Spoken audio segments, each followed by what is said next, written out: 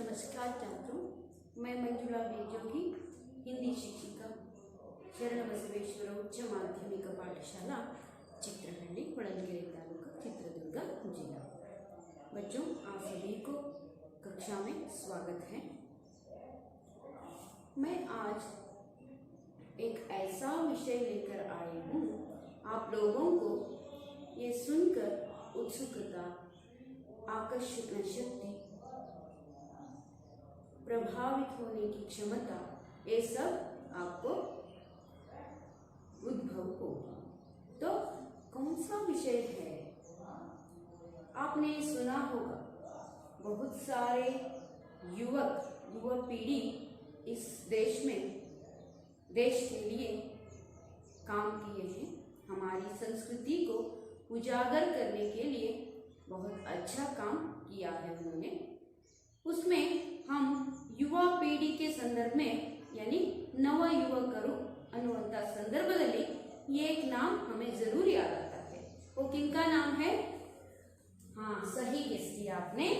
इनका नाम है स्वामी विवेकानंद जी का नाम। ठीक है बच्चों, मैं आज आप लोगों के लिए 9वीं कक्षा का यानी हिंदी विषय में 9वीं कक्षा का पाठ स्वामी विवेकानंद के बारे में पढ़ाने जा रही हूँ। इस पाठ के लेखक हैं डॉक्टर जगदीश चंद्र। आपको स्वामी विवेकानंद जी का नाम सुनते ही लग रहा होगा उनके बारे में ज्यादा जानना है। क्या है उनके बारे में विषय? आपने सुना है उनके बारे में, लेकिन और भी थोड़ा जानकारी क्या हासिल कर सकते हैं, ऐसा आप ऐसी उत्सुकता आप में बढ़ी है ना। तो बच्चों, पहले मैं इस पाठ के लेखक यानी डॉक्टर जगदीश चंद्र जी का परिचय यानी संक्षिप्त परिचय कराना चाहती हूँ। तो क्या है यहाँ पर लेखक परिचय में जगदीश चंद्र? तो लेखक हैं डॉक्टर जगदीश चंद्र।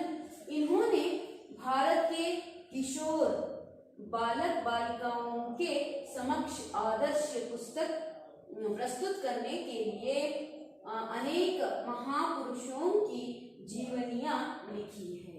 सिर्फ इतना ही दिए, क्योंकि संक्षिप्त परिचय क्या है, यहाँ पर इन्होंने भारत के किशोर बालक बालिकाओं के लिए, बालक का स्त्रीलिंग रूप है इधर, बालिका है ना, शिक्षक शिक्षिका, अध्यापक अध्यापिका, हम कन्नड़ में क्या कहते हैं?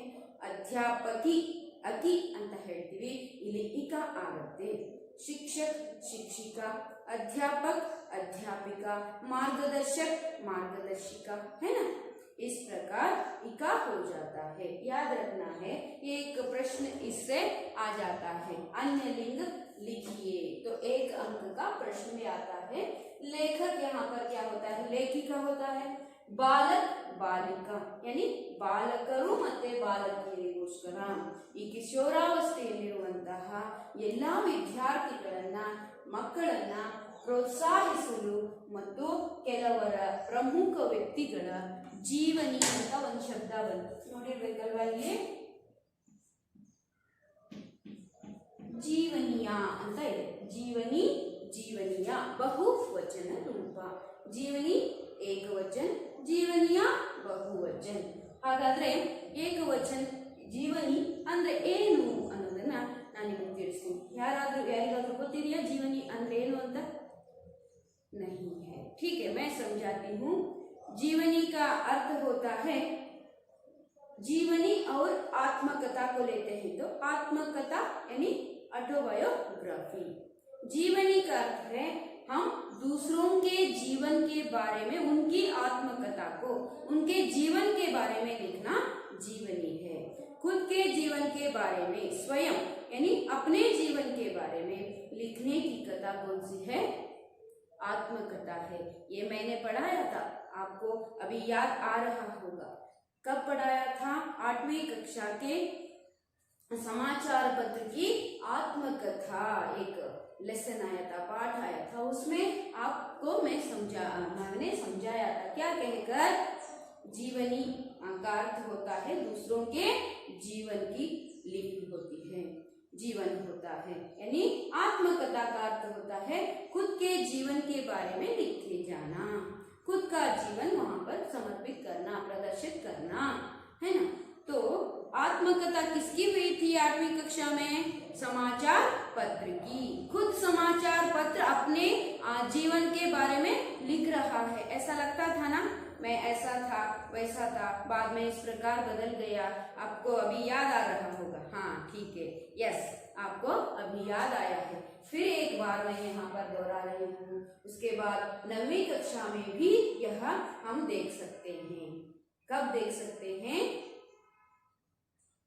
अब्दुल कलाम जी के पाठ के संदर्भ में हम देख सकते हैं। याद रखिए, तब मैं प्रश्न पूछती हूँ तो सिर्फ कक्षा के लिए नहीं, आपको याद रखना जरूरी है कि आत्मकथा क्या है और जीवनी क्या है।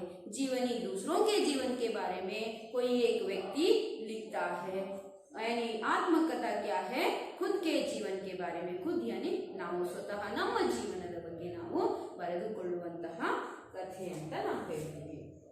तो इसीलिए यहाँ पर कुछ वीर महान पुरुषों की जीवनी ಅಂದ್ರೆ ಬೇರೆಯವರ ಮಹಾನ್ ವ್ಯಕ್ತಿಗಳ, ನಮ್ಮ ಭಾರತದಲ್ಲಿ ಆಗುವಂತಹ ಮಹಾನ್ ವ್ಯಕ್ತಿಗಳ ಜೀವನ ಹೇಗಿತ್ತು ಅನ್ನೋದನ್ನ ನಿಮ್ಮಂತಹ ವಿದ್ಯಾರ್ಥಿಗಳಿಗೆ ತಿಳಿಯಪಡಿಸುವುದಕ್ಕೋಸ್ಕರವೇ ಯಾರು ಜಗದೀಶ್ ಚಂದ್ರ ಅವರು ನಿಮಗೆ ಸ್ವಾಮಿ ವಿವೇಕಾನಂದ ಅವರ ಜೀವನದ ಬಗ್ಗೆ जीवनियನ್ನ बರೆದಿದ್ದಾರೆ। इतना ही इनका परिचय है। और क्या करते हैं इन्होंने? देखिए, इन्होंने भारत के किशोर बालक बालिकाओं के समक्ष आदर्श प्रस्तुत करने के लिए, समक्ष ಅಂದ್ರೆ उनके सम्मुख, ಅವರ ಎದುರಿನಲ್ಲಿ, ಅವರಿಗೆ ಗೊತ್ತಾಗೋ ರೀತಿಯಲ್ಲಿ ಏನ್ ಮಾಡ್ತಿದ್ದಾರೆ? ಅವರೆಲ್ಲರ ಮಹಾನ್ ಪುರುಷರ ಜೀವನ ಆದರ್ಶಮಯವಾಗಿತ್ತು, ಅದನ್ನು ನಮ್ಮ ಜೀವನದಲ್ಲಿ ಅಳವಡಿಸಿಕೊಳ್ಳೋದಕ್ಕೆ ನಾವು ಕಿಶೋರಾವಸ್ಥೆಯಲ್ಲಿ, ಬಾಲ್ಯಾವಸ್ಥೆಯಲ್ಲಿ ಅದನ್ನು ನಾವು ಅಳವಡಿಸ್ಕೊಂಡ್ರೆ ನಮ್ಮ ಜೀವನವು ಸಹ ಸುಗಮವಾಗಿ, ಸುಂದರವಾಗಿ, ಒಂದು ಪ್ರಭಾವಿ ಪೂರ್ಣವಾಗಿ ಮುಂದುವರಿಯುತ್ತೆ ಅನ್ನೋ ಕಾರಣಕ್ಕಾಗಿ ಜಗದೀಶ್ ಚಂದ್ರ ಅವರವರು इंತಹ महान व्यक्तिಗಳ, ऐसे महान व्यक्तियों के जीवनी के बारे में लिखते हैं, जीवनी लिखते हैं। यहाँ पर आप लोगों को दिया गया है 9वीं कक्षा का पाठ, यानी 9वीं कक्षा में स्वामी विवेकानंद की जीवनी के बारे में इन्होंने लिखा है। अनेक महापुरुषों की जीवनियां लिखी है और भी बहुत सारे महान पुरुषों की जीवनियां लिखी है। इसमें आप लोगों को कौन सा आया है? स्वामी विवेकानंद की जीवनी यहाँ पर रखते हैं तो आप इनके जीवन से प्रभावित हो सकते हैं। ऐसा सोचकर इस गद्य में आप लोगों को स्वामी विवेकानंद जी का पूरा परिचय संक्षिप्त रूप में हम देख सकते हैं, आप प्रभावित भी हो सकते हैं। यहाँ पर आशय भी दिया गया है। देखिए, आशय में हम देख सकते हैं, भारत देश में जन्मे अनेक महान व्यक्तियों ने भारत की कीर्ति विदेशों में फैलाई। केवल अपने स्वदेश में नहीं बल्कि विदेशों में भी फैलाई है। हमारी जो क्या है महानता सिर्फ हमारे देश में ही निर्भर होती है, यहीं पर भी सीमित है, यहीं पर सीमित है। लेकिन कुछ महान पुरुषों ने क्या किया है? हमारे भारत की संस्कृति और उनके जीवन का जो आदर्शमय जीवन जो था वह पूरे देश में नहीं बल्कि अन्य सारे देशों में भी, पूरे विश्व में फैलाया है, विदेशों में फैलाया है। स्वदेश इसका विलोम रूप विदेश। ವಿದೇಶ ಅಂದ್ರೆ ಪರದೇಶ, ಬೇರೆ ದೇಶ, ಸ್ವದೇಶ ಅಂದ್ರೆ ನಮ್ಮ ದೇಶ। ನೆನಪಿಟ್ಕೋಬೇಕು, ನಿಮ್ಗೆ अर्थ ಆಗಲಿಲ್ಲ ಅಂದ್ರೆ वहां पर एक नोट के रूप में लिखना होगा। उसके बाद फैलाई है, हरडिದ್ದಾರೆ। ऐसे व्यक्तियों में से एक है स्वामी विवेकानंद। ಅಂದ್ರೆ विदेशों में अपनी महानता को फैलाए हुए अनेक व्यक्तियों में कौन है? स्वामी विवेकानंद जी भी एक हैं। और उसके साथ देश प्रेम की प्रेरणा भी प्राप्त कर सकते हैं। इस पाठ में उनकी महानता के परिचय के साथ ಅವರ ಮಹಾನತೆಯ ಪರಿಚಯದ ಜೊತೆಗೆ ಅವರು ಎಂಥ ವ್ಯಕ್ತಿಯಾಗಿದ್ರು, ಮಹಾನ್ ಪುರುಷರಾಗಿದ್ರು ಅನ್ನೋದರ ಆ ವ್ಯಕ್ತಿಯ ಪರಿಚಯದ ಜೊತೆಗೆ ನಾವೇನ್ ಕಲಿತೀವಿ, ದೇಶ ಪ್ರೇಮ ಕಿ ಪ್ರೇರಣಾ. ಸಿರ್ಫ್ ಅವರ ಜೀವನ ಮಹಾನ್ ಅಂದ್ರೆ ಪ್ರಮುಖವಾಗಿತ್ತು, ಇತರ ಆದರ್ಶಮಯವಾಗಿತ್ತು ಅನ್ನೋದಷ್ಟೇ ಅಲ್ಲ, ಬದಲಾಗಿ ದೇಶ ಪ್ರೇಮವನ್ನು ಹುಟ್ಟು ಹಾಕ್ತಾ ಇದ್ರು. ಅಂತಹ ಒಂದು ದೇಶ ಪ್ರೇಮ ನಮ್ಮ ಮನಸ್ಸಿನಲ್ಲೂ उजागर होना है, जागृत होना है, जागना है. इसी कारण से डॉक्टर जगदीश चंद्र जी ने क्या किया है, इस स्वामी विवेकानंद जी की जीवनी को दिया गया है, इधर लिखा गया है. तो हम इस पाठ का आशय समझ लिया. वो पाठ का आशय क्या है, स्वामी विवेकानंद जी के जीवनी के साथ, उनके महान आदर्श जीवन के साथ साथ हम में क्या होता है, देश प्रेम भी जागृत होता है. देश के लिए हम भी कुछ करना है, ऐसा मनोभाव हम में भी उत्पन्न होता है. क्योंकि बच्चे जो होते हैं, ನಾವು ಕನ್ನಡದಲ್ಲಿ ಹೇಳ್ತೀವಿ ಬೆಳೆಯುವ ಸಿರಿ ಮೊಳಕೆಯಲ್ಲಿ ಅಂತ ನಾವು ಹೇಳ್ತೀವಿ ಅಲ್ವಾ. ಬೆಳೆಯುವ ಸಿರಿ ಮೊಳಕೆಯಲ್ಲಿ ಅಂದ್ರೆ ಏನು, ಮೊಳಕೆ ಚೆನ್ನಾಗಿದ್ದು ಅದಕ್ಕೆ ನೀರು ಹರಿದು ಗೊಬ್ಬರವನ್ನ ಹಾಕಿ ಮಣ್ಣಲ್ಲಿ ನಿಟ್ಟಾಗಿಟ್ಟು ಅದಕ್ಕೆ ಬೇಕಾದಂತ ಎಲ್ಲಾ ವಸ್ತುಗಳನ್ನ, ಬೆಳೆಯಲು ಬೇಕಾಗುವಂತ ಎಲ್ಲಾ ವಸ್ತುಗಳನ್ನ ಅದಕ್ಕೆ ನಾವು ಕೊಡ್ತಾ ಹೋದ್ರೆ ಅದೇನಾಗುತ್ತೆ, ಒಂದು ಆರೋಗ್ಯಪೂರ್ಣ ಸ್ವಸ್ಥ ಮರವಾಗಿ ಹೆಮ್ಮರವಾಗಿ ಬೆಳೆಯಲು ಸಾಧ್ಯ. ಹಾಗೇನೆ ಒಬ್ಬ ವಿದ್ಯಾರ್ಥಿ ಕೂಡ, ಜೊತೆಗೆ ಮಕ್ಕಳು ಕೂಡ ಒಂದು ಮೊಳಕೆ ಇದ್ದ ಹಾಗೆ, ಏನ वो अंकुर ಅಂದ್ರೆ ಮೊಳಕೆ इद्द हागे. लेकिन उनको हम ऐसे ही फेंक देते हैं तो कभी भूमि में गिरने के बाद वो क्या होता है, वो उठता है, यानी पैदा होता है, लेकिन उपजता है. हिंदी में क्या बोलते हैं, उपजना इधर हुट्टुವುದು, ಮೊಳಕೆ ಹೊಡೆಯುವುದು. लेकिन यहाँ पर बच्चों को ऐसे ही छोड़ देते हैं तो पैदा कर करके हमारे समाज में छोड़ देते हैं तो वो कैसे बन जाते हैं. आदर्श जीवन तो दूर है, लेकिन एक अनारोग्यपूर्ण समाज, स्वस्थ नहीं अस्वस्थ समाज का निर्माण हो जाता है. ऐसा नहीं होना चाहिए.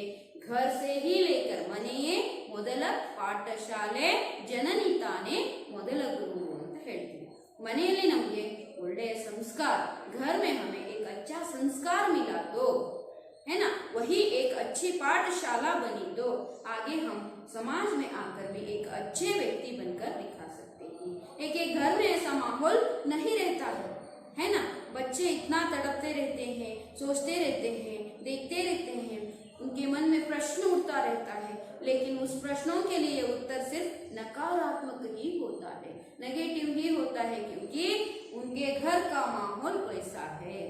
घर में जो भी वो समस्याएं हो, लेकिन बच्चों के सामने वो प्रकट नहीं करना चाहिए. उनको एक स्वस्थ समाज देना जरूरी है ना. इसीलिए बच्चे कैसे वो पालते हैं, पैदा होने के बाद उनको पालन पोषण किस प्रकार किया जाता है, वैसे ही बच्चे बहुत अच्छे और आदर्श बन जाते हैं. ऐसे अन्य अनेक व्यक्तियों से जो मिलकर ही एक समाज बन गया है, यानी स्वस्थ समाज बनता है. तो इसीलिए इस उद्देश्य से ही स्वामी विवेकानंद जी ने क्या किया था, बच्चों के लिए और नव युवा पीढ़ी के लिए बहुत एक अच्छा संदेश दिया था उन्होंने. इसलिए बच्चे भी कुछ सीखें, प्रभावित हो जाएं, देश प्रेम जागृत हो जाए, ऐसा सोचकर इन्होंने इस पाठ को लिखा है या इनकी जीवनी को लिखा है.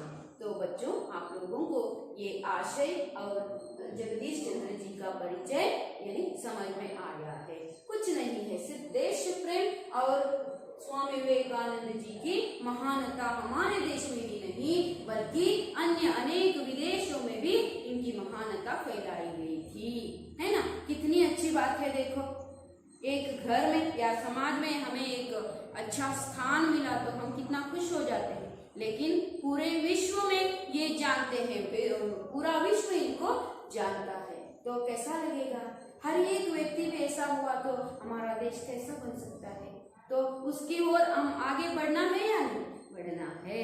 तो इसीलिए बच्चों, अन्य अनेक जो गलत काम करने वाले व्यक्तियों की जीवनी पढ़ने से पहले हम क्या कर सकते हैं, ऐसे महान पुरुषों की कहानियों को बाल्यावस्था में ही पढ़ते जाते हैं तो हम इसे अच्छे बच्चे स्वस्थ समाज का निर्माण कर सकते हैं। ये खूबी कौन जानते थे?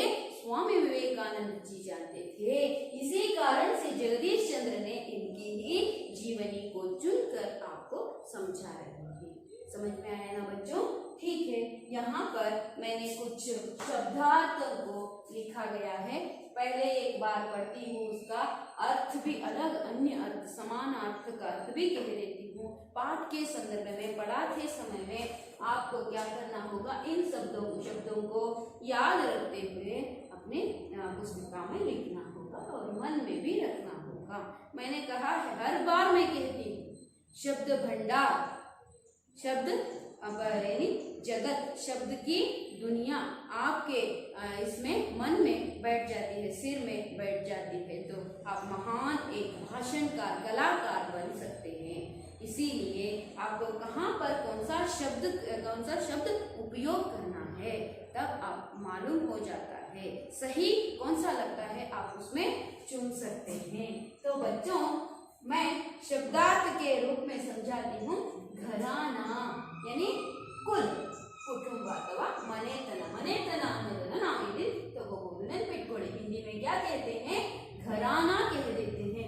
यह मनेतन ಅಂತ ನಾವು ತಗೊಳ್ತೀವಿ। भ्रमण करना, भ्रमण करना का अर्थ होता है घूमना। घूमना ಅಂತ ಹೇಳಿದ್ರೆ ತಿರುಗಾಡೋದು। ಇಲ್ಲಿ ತಿರುಗಾಡುವುದು ಅನ್ನೋ ಶಬ್ದ ನಾನು ಹೇಳಿದೆ ನಿಮಗೆ।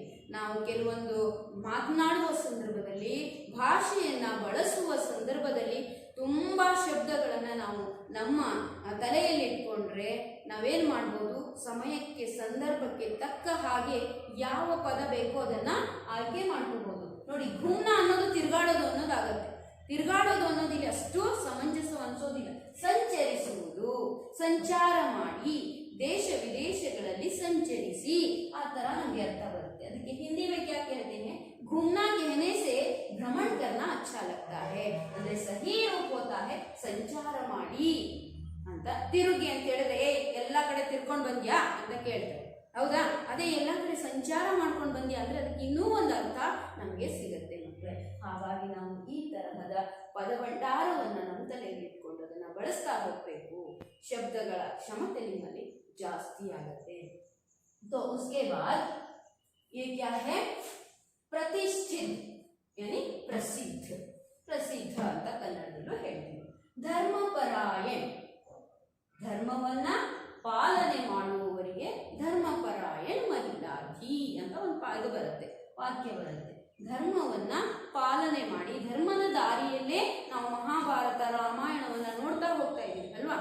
ಪ್ರತಿದಿನ ನಾವು ಈಗ ನಮ್ಮ ಟಿವಿ ಚಾನೆಲ್ಗಳಲ್ಲಿ ನಾವು ಮಹಾಭಾರತದ ಕಥೆಯನ್ನ ಚಿಕ್ಕ ಪುಟ್ಟ ಬಾಲಕಿಯರ ಬಾಯಲ್ಲಿ ಇದೇ ಮಹಾಭಾರತ ಅನ್ನೋ ಹಾಡನ್ನು ನಾವು ಕೇಳ್ತಾ ಹೋಗ್ತೀವಿ। ಮನಸ್ಸಿನ ಮೇಲೆ ನೋಡಿ, ಅದೇ ಒಂದು ಕೆಟ್ಟ ವಿಷಯದ ಬಗ್ಗೆ, ಕೆಟ್ಟದು ಅಂತಲ್ಲ, ಅನ್ಯ ಅನೇಕ ವಿಷಯಗಳನ್ನ ತೆಗೆದುಕೊಳ್ಳೋದ್ರ ಬದಲು ಇಂತಹ ಮಹಾನ್ ಧರ್ಮದ ಹಾದಿಯಲ್ಲಿ ನಡೆದಂತಹ ಕಥೆಯನ್ನ, ಭಗವದ್ಗೀತೆಯನ್ನ ನಾವು ಇಲ್ಲಿ ನೋಡ್ತಾ ಹೋಗ್ತೀವಿ। ಅವಾಗ ಮಕ್ಕಳ ಮನಸ್ಸಿನ ಮೇಲೂ ಅದು ಕೂಡ ಪರಿಣಾಮ ಬೀರುತ್ತೆ। ಹಾಗಾಗಿ ಇಲ್ಲಿ ಧರ್ಮಪರಾಯಣದ ಅರ್ಥ होता है ಧರ್ಮ ಪಾಲನ करना, ಧರ್ಮವನ್ನ ಪಾಲಿಸುವುದು ಅಥವಾ ಧರ್ಮದ ದಾರಿಯಲ್ಲಿ ನಡೆಯುವುದು ಅಂತ ಅರ್ಥ। ಸುಡೋರ್ ಈ ಶಬ್ದ ನೀವು ಕೇಳಿಲ್ಲ, ನನಗೆ ಗೊತ್ತು। ಸುಡೋರ್ का अर्थ होता है सुंदर आकार, सुंदरवाದ ಆಕಾರ, ಸುಂದರವಾದ ಚಿತ್ರ। ಸುಡೋರ್ का अर्थ है सुंदर। ನೋಡಿ, ಸುಂದರ ಬಳಸೋದ್ರ ಬದಲು ನಾವಿಲ್ಲಿ ಇನ್ನೂ ಹೆಚ್ಚಿನ ಮೆರಗನ್ನ ಕೊಡೋ ಸಲುವಾಗಿ ಸುಡೋಲ್ ಅಂತ ಹೇಳ್ತಾ ಇದ್ದೀವಿ। ಈ ಶಬ್ದ ನಿಮ್ಗೆ ನೆನಪಲ್ಲಿದ್ರೆ ನೀವು ಬಳಸಿದಾಗ ಎಸ್, ಇನ್ನೂ ಕೂಡ ಅದಕ್ಕೆ ಮೆರುಗು ಕೊಟ್ಟು ಹೇಳ್ತಾ ಇದ್ದಾರೆ ಅಂತ ಅನ್ಸುತ್ತೆ। ಸುಡೋಲ್ का अर्थ होता है सुंदर आकार। उसके बाद ರುಚಿ, ರುಚಿ ಅಂದ್ರೆ ಇಲ್ಲಿ ಟೇಸ್ಟ್ ಅಲ್ಲ, ನಿಮ್ಮ ಕನ್ನಡದ ರುಚಿ ಅಲ್ಲ, ಇಲ್ಲಿ ಆಸಕ್ತಿ ಅನ್ನುವಂತ ಇದಕ್ಕೆ ನಾವು ರುಚಿ ಅನ್ನೋ ಪದವನ್ನ ಬಳಸ್ತೀವಿ। उसके बाद व्याख्यान, व्याख्यान ನೀಡುವುದು, व्याख्यान देना। व्याख्यान का अर्थ होता है भाषण करना, भाषण देना। भाषा का उपयोग करके व्याख्यान करने को हम व्याख्यान या भाषण ಅಂತ ಕರೀತೀವಿ। ಕನ್ನಡದಲ್ಲೂ ಕೂಡ ಏನಂತ ಕರಿತೀವಿ? ಭಾಷಣ ಅಂತ ನಾವು ಹೇಳ್ತೀವಿ। उसके बाद यहाँ पर क्या है? आदान प्रदान। ನೋಡಿ, ಕೊಡುವುದು ತೆಗೆದುಕೊಳ್ಳುವುದು, ತೆಗೆದುಕೊಳ್ಳುವುದು ಕೊಡುವುದು ಅನ್ನೋದರ ಬದಲು ಆದಾನ್ ಪ್ರದಾನ್ ಎಂಥ ಶಬ್ದ ಅಲ್ವಾ. ಅಂತಹ ಶಬ್ದ ಜಗತ್ತು ನಿಮ್ಮ ತಲೆ ಮೇಲೆ ಇಟ್ಕೋಬೇಕು, ಮೇಲಲ್ಲ ಒಳಗಡೆ ಸೇರಿಸ್ಕೋಬೇಕು. ಹೇಗೆ? ಆದಾನ್ ಪ್ರದಾನ್ ಅಂದ್ರೆ ಲೇನ ದೇನ, ಕೊಡುವುದು ತೆಗೆದುಕೊಳ್ಳುವುದು ಅನ್ನೋ ಅರ್ಥದಲ್ಲಿ ಬರುತ್ತೆ. ಜಿಜ್ಞಾಸ ಇದು ಕೂಡ ನೀವು ಕೇಳಿರ್ಲಿಕ್ಕಿಲ್ಲ, ಕೇಳಿರ್ಬೋದು, ಅದರ ಅರ್ಥ ಗೊತ್ತಾಗಿರ್ಲಿಕ್ಕಿಲ್ಲ. जिज्ञासा का अर्थ होता है जानने की इच्छा, ತಿಳಿದುಕೊಳ್ಳುವಂತಹ ಅತೀವ ಆಸೆ. ಅದಕ್ಕೆ ಜಿಜ್ಞಾಸೆ ಅಂತ ನಾವು ಕನ್ನಡದಲ್ಲಿ ಹೇಳ್ತೀವಿ. ಹಿಂದಿ में जिज्ञासा कहते हैं. जानने की इच्छा, ಇಚ್ಛಾ ಅಂದ್ರೆ ಆಸೆ, ಹೌದಾ, ಬಯಕೆ. ಹಾಗಾಗಿ ಏನ್ ಬಯಕೆ? ತಿಳಿದುಕೊಳ್ಳುವಂತ, ಹೆಚ್ಚಿನದಾಗಿ ತಿಳಿದುಕೊಳ್ಳುವಂತಹ ಒಂದು ಹೆಬ್ಬಯಕೆ ಅಂತ ಹೇಳ್ಬೋದು. ಹಾಗೇನೆ यहाँ पर ತತ್ವಜ್ಞಾನ ಅಂತ ಕೊಟ್ಟಿದ್ದಾರೆ. ತತ್ವಜ್ಞಾನ ಅಂತ ಹೇಳಿದ್ರೆ ಏನಪ್ಪಾ ಅಂದ್ರೆ ಬ್ರಹ್ಮಜ್ಞಾನ ಅಂತ ನಾವಿಲ್ಲಿ ಬಳಸಬಹುದು. उसके बाद ಮರ್ಮ, ಅದರ ಮರ್ಮ ಏನಂತಾನೆ ಗೊತ್ತಿಲ್ಲ ಅಂತ ನಾವು ಕನ್ನಡದಲ್ಲೂ ಬಳಸ್ತೀವಿ. ಮರ್ಮ का अर्थ है भेद, ರಹಸ್ಯ. ಏನಿದೆ ರಹಸ್ಯ, ಗುಟ್ಟು ಅನ್ನೋದಕ್ಕೆ ಇಲ್ಲಿ ಒಳಗಿನ ಒಂದು ಗುಟ್ಟು ನಮಗೆ ಗೊತ್ತಾಗದೇ ಇರೋದಕ್ಕೆ ಅದನ್ನ ಮರ್ಮ ಅಂತ ಹೇಳ್ತೀವಿ. उसके बाद जताना एक शब्द है. जताना का अर्थ होता है बताना, कह देना, ಹೇಳುವುದು. उसके बाद ललकार, ललकार कर कहना ಅಂತ ಹೇಳಿದ್ರೆ ಚುನೌತಿ ಕೆ ಸಾಥ್ ಚಾಲೆಂಜ್ ಅಂತ ಹೇಳ್ತೀವಿ. ಏನು? ಚುನೌತಿ, ಚಾಲೆಂಜ್ ಅಂತ ನಾವು ತಗೊಳ್ತೀವಿ, ಅದನ್ನ ಲಲ್ಕಾರ್ ಅಂತ ಕೂಡ ಕರಿತೀವಿ. ಚುನೌತಿನೂ ಅಂತ ಕರಿತೀವಿ, ಆಮೇಲೆ ಲಲ್ಕಾರ್ ಅಂತ ಕೂಡ ಶಬ್ದವನ್ನ ಬಳಸ್ತಾರೆ. ಹಾಗಾಗಿ ಮಕ್ಕಳೇ, ಸಂಕ್ಷಿಪ್ತ ನಿಮಗೆ ಎಷ್ಟು ಬೇಕೋ ಅಷ್ಟು ಹೊಸದಾಗಿ ಇರುವಂತಹ ಪದಗಳ ಅರ್ಥವನ್ನಷ್ಟೇ ನಾನು ಇಲ್ಲಿ ಬರೆದಿದ್ದೀನಿ. ಅದಕ್ಕೂ ಮೀರಿ ಪುಸ್ತಕದಲ್ಲಿ ಶಬ್ದಗಳಿದ್ದಾವೆ. ನಿಮ್ಗೆ ಅರ್ಥ ಆಗಲಿಲ್ಲ ಅಂದ್ರೆ ಕೇಳಿ ತಿಳ್ಕೊಳ್ಳಿ. ಶಬ್ದಕೋಶದ ಬಳಕೆಯನ್ನ ಮಾಡಿ ಪ್ರತಿದಿನ ನೀವು 3 ಇಲ್ಲ 4 ಶಬ್ದಗಳನ್ನ ಪ್ರತಿದಿನ ಶಬ್ದಕೋಶದಲ್ಲಿ ತೆಗೆದು ನೋಡಿದ್ರೆ ನೀವು ಡಿಕ್ಷನರಿಯಲ್ಲಿ, ಶಬ್ದಕೋಶ ಅಂದ್ರೆ ಏನಪ್ಪಾ ಮತ್ತೆ ಅಂತ ಅನ್ಕೋಬೇಡಿ, ಕೆಲವರಿಗೆ ಇಂಗ್ಲಿಷಲ್ಲಿ ಗೊತ್ತಿರುತ್ತೆ, ಕನ್ನಡದಲ್ಲಿ ಗೊತ್ತಿರೋದಿಲ್ಲ. ಹಿಂದಿ में भी शब्दकोश कहते हैं, ಕನ್ನಡದಲ್ಲೂ ಕೂಡ ನಿಘಂಟು ಅಥವಾ ಶಬ್ದಕೋಶ ಅಂತ ನಾವು ಕರಿತೀವಿ.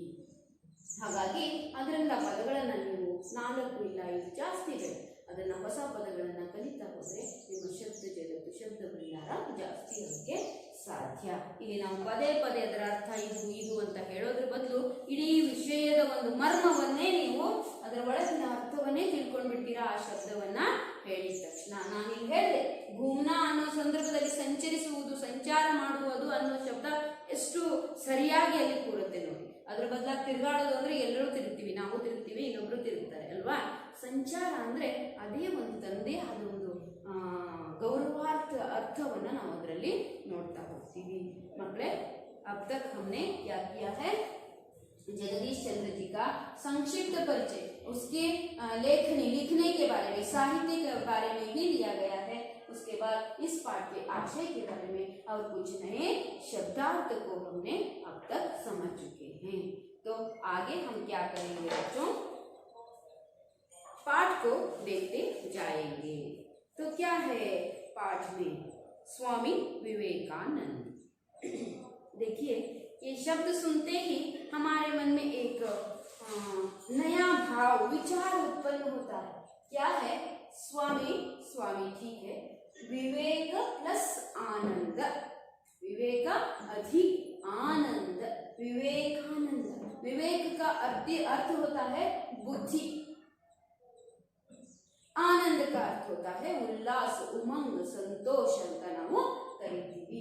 ವಿವೇಕಾನಂದ, ಬುದ್ಧಿಯಲ್ಲಿ ಎಷ್ಟು ಸಂತೋಷವಾಗಿದೆ ಈ ಶಬ್ದ, ತುಂಬಾ ಚೆನ್ನಾಗಿದೆ ಹೆಸರು. ಅದರ ತಕ್ಕಂತೆಯೇ ಸಹ ಅವರು ಕೂಡ ಇದ್ರು ಅಂತ ನಾನು ಹೇಳೋದಕ್ಕೆ ಬಯಸ್ತೀನಿ. ಹಾಗಾದ್ರೆ ಹೇಗಿದ್ರು ಅನ್ನೋದನ್ನ ನಾವು ಪಾಠದಲ್ಲಿ ನೋಡ್ತಾ ಹೋಗೋಣ. भारत के इतिहास में स्वामी विवेकानंद का नाम अमर है. भारत के इतिहास में स्वामी विवेकानंद जी का नाम अमर है. तो कैसे?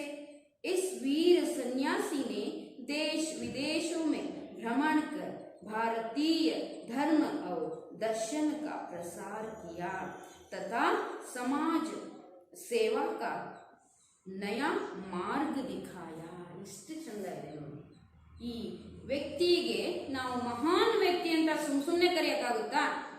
ಎಸ್, ಈ ಜನ್ಮಭೂಮಿಯಲ್ಲಿ ಹುಟ್ಟಿ ಬೆಳೆದು ದೊಡ್ಡ ದೇಹ ಗಾತ್ರದ ಆಕಾರವನ್ನ ಪಡ್ಕೊಂಡ, ಒಂದು ದಿನ ಪ್ರಾಣವನ್ನ ಬಿಟ್ಟ ಅಂದ್ರೆ ಆ ವ್ಯಕ್ತಿಯನ್ನ ಎಸ್ ಈತನೇ ಮಹಾನ್ ಪುರುಷ ಅಂತ ಹೇಳ್ಬೋದಾ? ಇಲ್ಲ ತಾನೆ. ಅಂತಹ ಒಂದು ಮಹಾನ್ ಕಾರ್ಯವನ್ನ ಈ ಸಮಾಜದಲ್ಲಿ ಇಟ್ಕೊಂಡು ದೇಶಕ್ಕಾಗಿ, ತನಗೋಸ್ಕರ, ಸಮಾಜಕ್ಕಾಗಿ ಏನಾದರೂ ಒಂದು ಒಳ್ಳೆಯ ಆದರ್ಶಮಯ ಕೆಲಸವನ್ನ ಮಾಡಿದ್ರೆ ಆ ವ್ಯಕ್ತಿಗೆ ನಾವು ಮಹಾನ್ ಪುರುಷ ಅಂತ ಹೇಳ್ಬೋದೇ ಹೊರತು ಸುಮ್ಮನೆ ಹುಟ್ಟಿ ಒಂದು ದಿನ ಸತ್ರೆ ಆತನನ್ನ ನಾವು ಮಹಾನ್ ಪುರುಷ ಅಂತ ಹೇಳೋದಿಲ್ಲ. ತಿಪ್ಪೆಯ ವಸ್ತು ಅಂತ ಹೇಳ್ಬೋದು ಅಲ್ವಾ? ನೀವೆಲ್ಲ ತಿಪ್ಪೆ ವಸ್ತು ಆಗಕ್ಕೆ ಬಳಸ್ತೀರಾ? ಯಾಕೆ ಮಿಸ್ ಗೊಬ್ಬರ ಆಗತ್ತೆ ತಿಪ್ಪೆ ಅಂತ, ಆದಮೇಲೆ ಗೊಬ್ಬರ ಆಗತ್ತೆ, ಅಲ್ಲಿವರೆಗೆ ಏನೂ ಇಲ್ಲ ತಾನೆ. ಕಸವಾಗಿ ಎಲ್ಲ ಕಡೆ ಕೆಟ್ಟು ಹೊಲಸು ವಾತಾವರಣವನ್ನ ಸೃಷ್ಟಿ ಮಾಡುತ್ತೆ. ಆದ್ರೆ ಅದು ಕೊಳೆತು ಅದಕ್ಕೆ ಆದಂತ, ಅದು ಕೂಡ ನೋಡಿ ತಿಪ್ಪೆಯಲ್ಲೂ ಸಹ ಸಂಘರ್ಷಮಯ ಜೀವನವನ್ನ ಮಾಡಿ ಅದು ಕೊಳೆತ ಮೇಲೆ ಆದರ್ಶವಾಗಿ ಬದುಕಿದ ಮೇಲೇನೆ ಅದು ಗೊಬ್ಬರವಾಗಿ ಹೊರಬರುತ್ತೆ. ಅರ್ಥ ಮಾಡ್ಕೊಳ್ಳಿ, ಎಷ್ಟು ಚೆನ್ನಾಗಿದೆ ನೋಡಿ. ತಿಪ್ಪೆ ಗೊಬ್ಬರ ಅಂದ ತಕ್ಷಣನೇ ಅದು ಹೊರಗಡೆ ಕಸ ಎಸ್ದಾಗ ಅದು ಕೆಟ್ಟ ಸ್ಮೆಲ್ ಆಗಿ ವಾಸನೆಯಾಗಿ ದುರ್ವಾಸನೆ ಕೊಡುತ್ತೆ. ಆದ್ರೆ ಅದೇ ವಸ್ತುವನ್ನ ಒಂದು ಜಾಗದಲ್ಲಿ ಸಂಗ್ರಹಿಸಿ ಅದು ಒಂದಕ್ಕೊಂದು ಫೈಟ್ ಮಾಡಿ ಘರ್ಷಣೆಯಾಗಿ ಒಳಪಟ್ಟು ತನ್ನನ್ನ ತಾನು ಸವೆಸಿಕೊಂಡು ಪುಡಿಯಾದ ಗೊಬ್ಬರ ಆಗಿ ಇನ್ನೊಂದು ಗಿಡಕ್ಕೆ ಅಥವಾ ಅದಕ್ಕೆ ಸಹಾಯವನ್ನ ಮಾಡುತ್ತೆ. ಹಾಗೇನೆ ಈ ಮನುಷ್ಯ ಗೊಬ್ಬರನೂ ಆಗುವುದಿಲ್ಲ. ಅರ್ಥ ಆಯ್ತಾ? ಎಲೆ ವಸ್ತು ತರಗೆಲೆಗಳಲ್ಲ. ತರಗೆಲೆ ಅಂದ್ರೆ ಒಣಗಿದ ಎಲೆಯಲ್ಲ ಈ ಮನುಷ್ಯ. ಅದಕ್ಕೂ ಕೂಡ ಬೆಲೆ ಇದೆ. ಬಟ್ ಮನುಷ್ಯನಿಗೆ ಸುಮ್ಮನೆ ಜೀವನ ಕಳೆದೋದ್ರೆ ಬೆಲೆ ಇಲ್ಲ ಅಂತ ನಾನು ಹೇಳ್ತೀನಿ. ಹಾಗಾಗಿ ಗೊಬ್ಬರವಾಗಿ ಕೂಡ ಇವನು ಉಪಯೋಗಕ್ಕೆ ಬರೋದಿಲ್ಲ. ಆದ್ರಿಂದ जो यहाँ पर रहता है, इर्ताने जीवनवನ್ನ ಮಾಡ್ತಾನೆ, उसी समय में क्या करना है, कुछ ऐसे अच्छे कार्य करके एक दिन चले जाना है. तो ऐसे ही एक महान कार्य करके अपने जीवन में निरंतर ಅಂದ್ರೆ ಯಾವಾಗಲೂ ನಿರಂತರವಾಗಿ ಕೆಲಸವನ್ನ ಮಾಡಿದಂತಹ ವ್ಯಕ್ತಿ ಸ್ವಾಮಿ ವಿವೇಕಾನಂದರವರು. ಹಾಗಾಗಿ ಇಲ್ಲಿ ಹೇಳ್ತಾರೆ, ಭಾರತ ಕೆ ಇತಿಹಾಸ ಮೇ ಸ್ವಾಮಿ ವಿವೇಕಾನಂದ ಕಾ ನಾಮ್ ಅಮರ್ ಹೈ. ಭಾರತದ ಹಿಸ್ಟ್ರಿಯಲ್ಲೇನೆ ಇವರ ಹೆಸರು ತುಂಬಾ ಅಮರವಾಗಿದೆ, ಶಾಶ್ವತವಾಗಿದೆ. ಯಾಕೆ ಅಂತ ನೋಡೋಣ. ಇಸ್ ವೀರ ಸನ್ಯಾಸಿನೇ, ಸನ್ಯಾಸಿಯಾಗಿದ್ರು ಇವರು, ಮದುವೆ ಆಗಿರಲಿಲ್ಲ. ಈ ವೀರ ಸನ್ಯಾಸಿ ಏನ್ ಮಾಡ್ತಿದ್ರಪ್ಪ ಅಂದ್ರೆ ವಿದೇಶೋಮೆ ಭ್ರಮಣಕರ್, ಇಲ್ಲಿ ಬಳಸಿದ್ದೀನಿ ನಾನು. ಭ್ರಮಣ ಅಂದ್ರೆ ಸಂಚರಿಸಿ, ದೇಶ ವಿದೇಶಗಳಲ್ಲಿ ಸಂಚರಿಸಿ ಭಾರತೀಯ ಧರ್ಮ ಅವರ ದರ್ಶನಕ. ಇಲ್ಲಿ ಭಾರತೀಯ ಧರ್ಮದ ಬಗ್ಗೆ, ಬ್ರಹ್ಮಜ್ಞಾನದ ಬಗ್ಗೆ, ತತ್ವಜ್ಞಾನದ ಬಗ್ಗೆ, ತತ್ವಗಳ ಬಗ್ಗೆ ಪ್ರಸಾರವನ್ನ ಮಾಡಿದ್ರು. ಎಲ್ಲಾ ದೇಶಗಳಿಗೆ ಸುದ್ದಿ. ತಥಾ ಸಮಾಜ ಸೇವಾಕ ನಯಾ ಮಾರ್ಗ ದಿಖಾಯ. ಸಮಾಜ ಸೇವೆಯನ್ನ ಯಾವ್ಯಾವ ರೀತಿಯಲ್ಲಿ ಮಾಡಬಹುದು ಅಂತ ಹೊಸ ದಾರಿ, ಹೊಸ ಮಾರ್ಗವನ್ನ ಇಡೀ ಸಮಾಜಕ್ಕೇನೆ ತೋರಿಸುವಂತಹ ಒಬ್ಬ ವ್ಯಕ್ತಿಯಾಗಿ ಪರಿಣಮಿಸಿದ್ರು, ಹೊರಬಂದ್ರು, ಹೊರಹೊಮ್ಮಿದರು. ಹಾಗಾಗಿ ಇವರನ್ನ ನಾವೇನಂತ ಕರಿತೀವಿ, ಮಹಾನ್ ಪುರುಷ ಅಂತ ಹೇಳ್ಬೋದು ಅಲ್ವಾ. तो देखते जाएंगे इधर. स्वामी विवेकानंद का जन्म 12 जनवरी 1863 को कलकत्ते के एक कायस्थ घराने में हुआ था. उनके बचपन का नाम नरेंद्र देव था. उसके पिता श्री विश्वनाथ दत्त एक प्रतिष्ठित वकील थे. उनकी माता श्रीमती भुवनेश्वरी देवी धर्मपरायण महिला थी. एक ಕಾಯಸ್ಥ ಅಂತ ಹೇಳಿದ್ರೆ ಒಂದು ಎಲ್ಲಾ ರೀತಿಯಲ್ಲಿ ವ್ಯವಸ್ಥಿತವಾದಂತಹ ಇರುವಂತಹ ಸಮಾಜದಲ್ಲಿ, ಮನೆತನದಲ್ಲಿ, ಘರಾನೆಯಲ್ಲಿ, ಕುಟುಂಬ ಮನೆತನದಲ್ಲಿ ಇವರು ಹುಟ್ಟುತ್ತಾರೆ. उनके पिता का नाम है विश्वनाथ दत्त. माता कौन है? वह भुवनेश्वरी देवी. ये भुवनेश्वरी देवी एक धर्मपरायण महिला थी. धर्मपरायण का अर्थ मैंने यहाँ पर कहा था, धर्म को पालन करने वाली, धर्म के राह पर, मार्ग पर चलने वाली, अधर्म को अपनाने वाली नहीं थी. अधर्मದ ದಾರಿಯಲ್ಲಿ ಅಲ್ಲ, ಧರ್ಮದ ದಾರಿಯಲ್ಲಿ. ಧರ್ಮ ಅಂದ್ರೆ ಏನಲ್ಲ, ಒಳ್ಳೆಯದು, ಹೌದಾ? ಒಳ್ಳೆಯ ದಾರಿಯಲ್ಲಿ ನಡೆಯುವಂತಹ ಒಬ್ಬ ಮಹಿಳೆಯಾಗಿದ್ದ बदलू। और इनका पहला नाम यानी बचपन में एक नाम रखा था ನರೇಂದ್ರ ದೇವ. ನರೇಂದ್ರ ಅಂತ ಹೇಳ್ಬಿಟ್ಟು ಇವರು ಹೆಸರಿತ್ತು. ಕೊನೆಗೆ ಇವರು ಹೇಗೆ ಸ್ವಾಮಿ ವಿವೇಕಾನಂದ ಆದರು ಅಂದ್ರೆ ಮೊದಲು ಇವರನ್ನ ಬಾಲ್ಯದಲ್ಲಿ ನರೇಂದ್ರ ದೇವ ಅಂತ ಕರೀತಾ ಇದ್ರು, ಕೊನೆಗೆ स्वामी विवेकानंद आदि. बताइए इनके बचपन का और पिता माता का नाम हम अभी जान चुके हैं. माता का नाम क्या है? भुवनेश्वरी देवी. पिता का नाम क्या है? विश्वनाथ दत्त. स्वामी विवेकानंद जी का बचपन का नाम क्या है?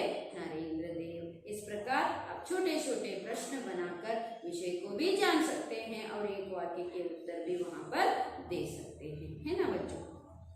ठीक है, अब देखेंगे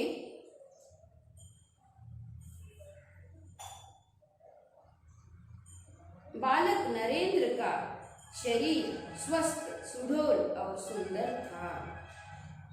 कुश्ती लड़ने, दौड़ लगाने, घुड़सवारी करने और तैरने में उन्हें बड़ा आनंद मिलता था. वे संगीत एवं खेल कूद की प्रतियोगिता में भी भाग लिया करते थे. ಅಂದ್ರೆ ಏನ್ ಮಾಡ್ತಿದ್ರಪ್ಪ ಇವರು, ಈ ಪುಟ್ಟ ಬಾಲಕ ನರೇಂದ್ರ ಏನ್ ಮಾಡ್ತಿದ್ರು ಅಂದ್ರೆ, ಬಾಲಕ್ ನರೇಂದ್ರ ಇನ್ಕಾ ಶರೀರ್ ಇವ್ರು ನೋಡೋದಕ್ಕೆ ಯಾವ ರೀತಿಯ ವ್ಯಕ್ತಿಯಾಗಿದ್ರು, ಹೇಗೆ ಕಾಣಿಸ್ತಾ ಇದ್ರು ಅಂತ. ನರೇಂದ್ರ ಕಾ ಶರೀರ್ ದೇಹ ಸ್ವಸ್ಥ ಆರೋಗ್ಯಪೂರ್ಣವಾಗಿತ್ತು.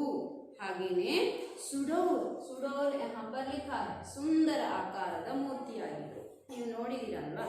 ಎಸ್, ಸ್ವಾಮಿ ವಿವೇಕಾನಂದ ಆರೋಗ್ಯಪೂರ್ಣ ವ್ಯಕ್ತಿಯಾಗಿದ್ರು, ಜೊತೆಗೆ ನೋಡೋದಕ್ಕೆ ಸುಂದರವಾದ ವ್ಯಕ್ತಿ ಕೂಡ ಆಗಿದ್ರು.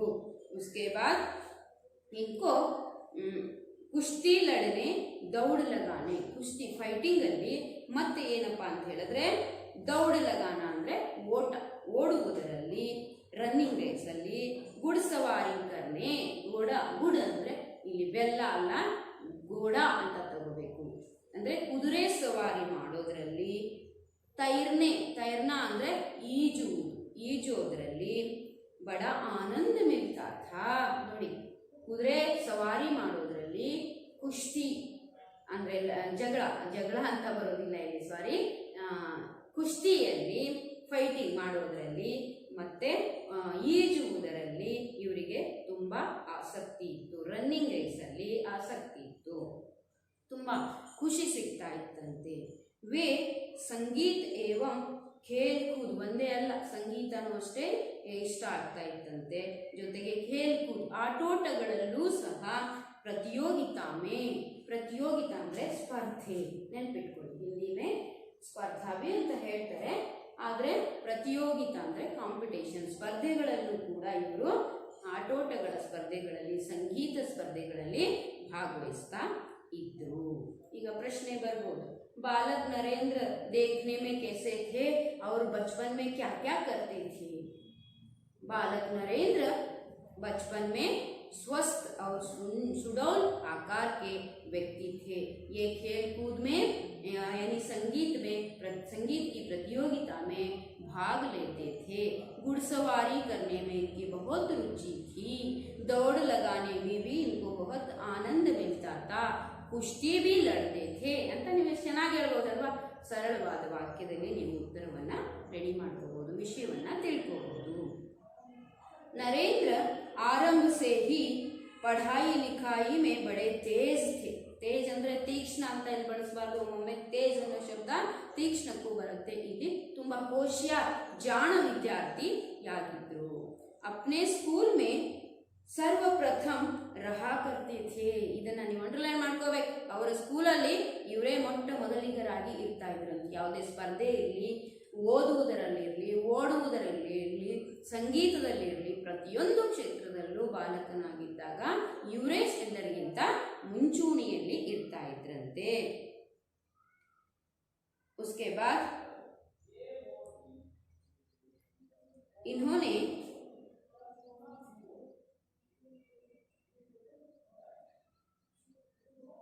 एंट्रेंस परीक्षा में भी प्रथम श्रेणी में उत्तीर्ण हुए थे। 10वीं कक्षा की परीक्षा में, प्रवेश परीक्षा में भी ये प्रथम फर्स्ट क्लास ಕೂಡ प्रथम दर्जेಯಲ್ಲಿ पास ಆಗಿದ್ರು।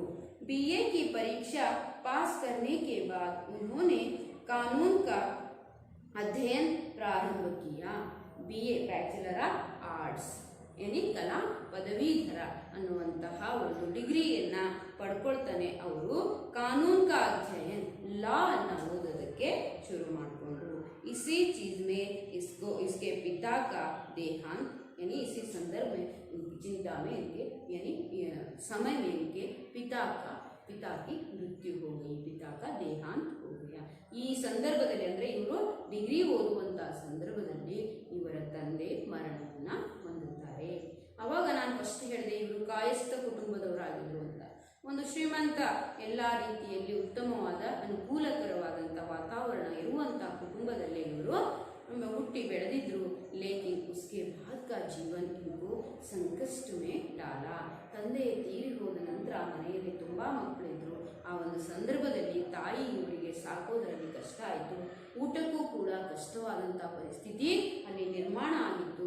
ಆದರೂ ಸಹ ಇವರು ಏನು ಮಾಡ್ತಾ ಇದ್ರು ಅಂತ ಹೇಳಿದ್ರೆ ತಾನು ಊಟ ಮಾಡದೆ ಹಸಿವಲ್ಲಿದ್ದುಕೊಂಡು ಸಹ ತಾಯಿಗೆ ಸುಳ್ಳು ಹೇಳಿ ಮನೆಯಲ್ಲಿರುವ ಕುಟುಂಬದವರಿಗೆ ಊಟದ ವ್ಯವಸ್ಥೆಯನ್ನ ಮಾಡ್ತಾ ಇದ್ರು। ಮೊದಲು ಚೆನ್ನಾಗೇ ಇದ್ರು, ಲೇಕಿನ್ ಡಿಗ್ರಿ ಕೆ ಬಾದ್ ಅವರ ಡಿಗ್ರಿ ನಂತರದ ಜೀವನದಲ್ಲಿ ತಂದೆಯ ಮರಣದ ನಂತರ ಅವರಿಗೆ ಇಂತಹ ಒಂದು ಪರಿಸ್ಥಿತಿ ಕೂಡ ಎದುರಾಗುತ್ತೆ। बच्चों में थोड़ा अभी पाठ पढ़ाया है, आगे का जो पाठ है मैं अगले अवधि में पढ़ाती हूँ। मैं जानती हूँ अब तक जो मैंने पढ़ाया है संक्षिप्त परिचय, स्वामी विवेकानंद जी का बचपन, उनका नाम, माता पिता का नाम, इनको किन किन विषय में रुचि थी और ये पढ़ने में कैसे होशियार थे और सर्वप्रथम किस प्रकार आते थे और ये शिक्षा कहाँ तक हुई। कानून के विषय में भी इन्होंने पढ़ने के लिए आगे बढ़ चुके थे, लेकिन उसी समय में उसके पिताजी की मृत्यु हो गई। उसके बाद का जीवन उनका कैसा रहा वह मैं बाद के अगली कक्षा में या अवधि में मैं आपको समझाती हूँ। जो अब तक पढ़ाया है आपको समझ में आया है ऐसा समझते हुए यहाँ तक मैं इस पाठ को समाप्त करती हूँ। धन्यवाद।